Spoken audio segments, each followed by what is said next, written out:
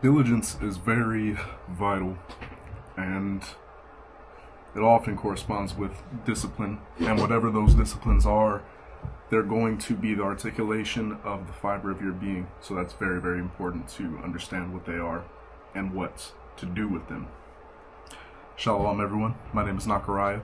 We actually have Diligent One of the Lord to thank for this video today. The topic of it is going to be about diligence, which is very, very, very, very important. So, why is diligence important? So, who are you? Is a better question, right? And the only way that you can answer that is to look at your habits, and their habits lead to the type of character that you possess. And whatever that is, if you're being honest in regards to answering the question, that is who you are. And you don't know the answer to that question without diligence or whatever disciplines that you apply. Daily, weekly, monthly, etc. So, in regards to diligence, it's important for identification. It's important for you to know that because we all know the saying that you are the sum of the 5 people who you spend the most time around, right? And then you start becoming like them.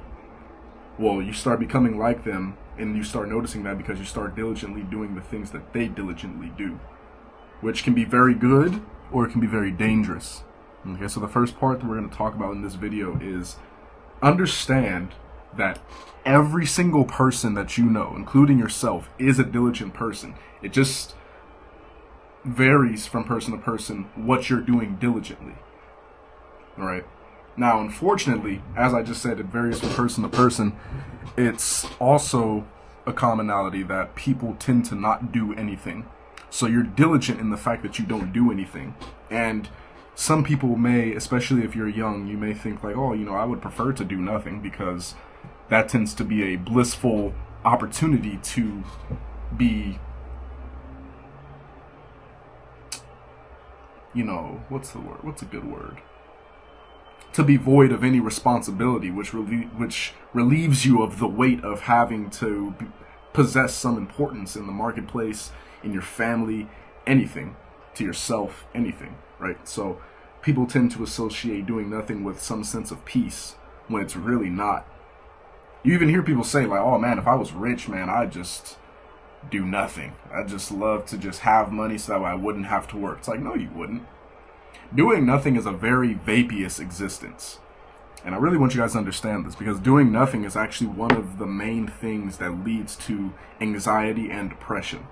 It leads to a specific type of suffering because it's self-inflicted. If you have no goals or anything, or even worse, if you have goals and you're doing nothing to achieve them, then that's a really horrible position to be in, right? Because now you know that it's your fault. And you know where you want to be. And perhaps you know exactly what you could do to get a little bit closer there, but you're not doing them. For what reason are you not doing it? Because you're diligently doing nothing. And that, my friend, is a habit. You now have a habit of not doing anything.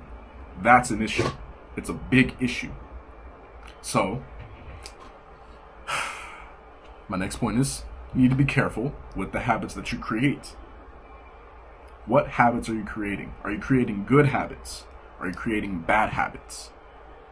It's really good to think critically when you're dealing with things like diligence, discipline, patience, etc. You need to understand what are your vices, how to fix that, and what's the outcome of that, most importantly, I believe. Because you're not going to do anything unless you're motivated or disciplined towards the outcome of said action. So what do I mean by that? Well, you're not going to try to be diligent if you don't know the importance of diligence, and more importantly, if you don't know how that's going to be positively applicable for your life. So, let's see. It's a good example. Being diligent. You could say that I'm going to start diligently reading books. True story for me, by the way. And you may think like, oh, I'm just reading books though. What good does that do me? And that is a poisonous thought. And if it remains and you don't do anything with it, then it's going to corrupt the idea of you being disciplined in and diligent in reading books. But if you understand, like, okay, well, if I read books, it's going to help me out cognitively. I'm going to be able to be a better writer. It's going to make me a better communicator. I'm going to have a broadened vocabulary. And you have to put maximum importance on those things. And typically, those things should correlate back to a bigger goal that you have in mind. So pay very close attention to your habits. Because, and make sure that you're that you have someone to talk to, preferably an elder. Someone who has been where you are, and preferably someone who's older than you. Because, unfortunately, it's not very, very often anymore that our elders of this time and age are actually truly wise. However, they do possess wisdom in some regard of having experience of said time being where you are. And that's valuable to you, if you care. So, yes, finding out what habits are actually bad. Because sometimes, especially if you're young, you don't know what habits are actually hurting you. Right? Because you just simply receive the dopamine effect of whatever you're doing, and that's all you know. You associate that with being good, but it's not inherently good. So, let's see. Like, pornography is a bad example, but it's a good example at the same time. I say a bad example because I think a good amount of people understand the inherently evil outcome of pornography. However, if you're young or if you're old but you've never been taught this or you never asked a question because it's not something that you will publicly discuss, pornography gives you that dopamine effect, and it makes you feel good for the most part until you have that aftermath effect. But that aftermath effect tends to go away after a couple of minutes, and then you're right back at it again, perhaps the next day, which is unfortunate, right? But if you don't understand how bad it is, and you don't understand the outcome of how bad it is and what that means for you, then you're probably not going to change. Change is very important as well. That's going to be another video. Okay. I'm going to make this video relatively short. My next talking point is to start small. So this is often my advice to people who are trying to change anything. It tends to be very applicable to pretty much anything and everything. So, diligence. If you are actually actively trying to change how diligent you are and how much of a disciplined person you are, first, you need to find out what you're trying to be diligent about. Please identify if it's positive. I know positive and negative can be very subjective constructs, but try to just be realistic. What is positive? And how is it going to impact you? Is it going to be spiritually, mentally, physically, psychologically? Figure out what is the main benefit. And hell, write it down. Right? It's very, very important to understand where you're going so that way you know why you're going. Right? That why is very important. So, starting small, you might say, let's see. You might say working out. You want to start diligently getting more exercise.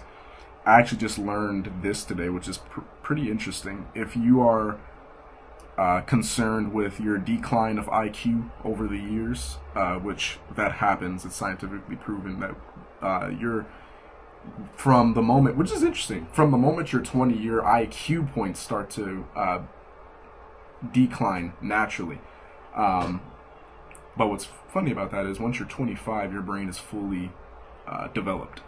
But the thing that prevents that, surprisingly enough, is exercise, because of the oxygen intake of your brain increases as well as blood flow. So what helps with that is exercise. So let's just say, that's just something interesting I learned. It has nothing to do with the example. But let's say that you want to become more diligent in exercise. Now, you could be an outrageous person like me, and I was like, oh, I'm going to exercise every single day. I'm just not going to exercise on the Sabbath, right? It's like, okay, that's fine, and I did it, but you will get burned out a lot faster than if you start slow. I understand that you might want to take on a lot more that you think that you can chew, and that's fine. However, if you want to increase the probability of longevity in diligence, then you probably should start small. So probably work out, especially if you've had like times in the past when you've tried and failed. Try working out once a week. Just say, I want to work out once a week. And then work out once a week. And then you'll start to feel that dopamine effect of, okay, I've said that I'm going to do something and I've done it. I feel a lot better about myself. And that's going to increase the why, and that's going to increase your, not only your discipline, but your motivation as well. I'm not saying, however, I'm not only saying be a motivated person though, because that can be dangerous, especially as a man. If you're only driven by motivation, then you're not gonna have a very good life, I would say, because we're not really motivated creatures. We tend to get a lot done due to motivation, but discipline is really what's powerful. Okay, just want that to be understood for women as well, but mainly for men. And it's not because I'm excluding women. It's because I'm more familiar with the masculine experience. So as far as my advisory to certain situations in life, it's most of what I say is going to be applicable to men. So that's just a disclaimer there. But discipline is going to work for both male and female counterparts. But specifically for men, don't get focused on motivation because that will kill you. So, where were we? So, yes, working out once a week. And then maybe next week you'll say, okay, I want to work out twice a week. And then maybe 2 weeks from then you want to save 3 times a week. Now you've hit your goal of 3 times a week. And now you have a resume, so to speak, of times that you've actually done what you said that you were going to do. And that's how you start on diligence. And then maybe you take that to something else, which my next and last topic is diligently seek the Most High, which is extremely important for obvious reasons. He himself tells us to diligently seek him. Now, what does that look like? Well, I can tell you what it doesn't look like. It doesn't look like doing nothing. It doesn't look like not praying. It doesn't look like not thinking about him. And that diligence, you can also go into your mental and see what you're diligently thinking about as well, which tends to be very important as well, because everything starts with thought. So your mind is genuinely one of the only things that you can control in this life at the moment, truly. So you might as well diligently get control over your mind and over your tongue while you're at it. So diligently seeking the Most High, what does that look like? It looks like prayer. It looks like fasting. It looks like studying out scripture. Now, the repetitiveness of which one may do this is going to vary person to person based off of schedule, etc. Even though I wouldn't get too focused on schedule, because you don't want to put anything above the Most High. That can be kind of dangerous for you. And you could be suffering because of it and not even know it. So just a friendly reminder of that. So studying, me personally, studying is how I diligently seek him, because he told me directly to be wise and to seek wisdom. So I get most of that from my professor, which is Solomon, and my mentor, which is Daniel, and everything else as far as the wisdom literature is concerned, Sirach, and everything else. So that being said, diligently seeking the Most High, it's going to be very important, because if you diligently seek the Most High, then he's diligently going to be your ally, and you want him as an ally, trust me.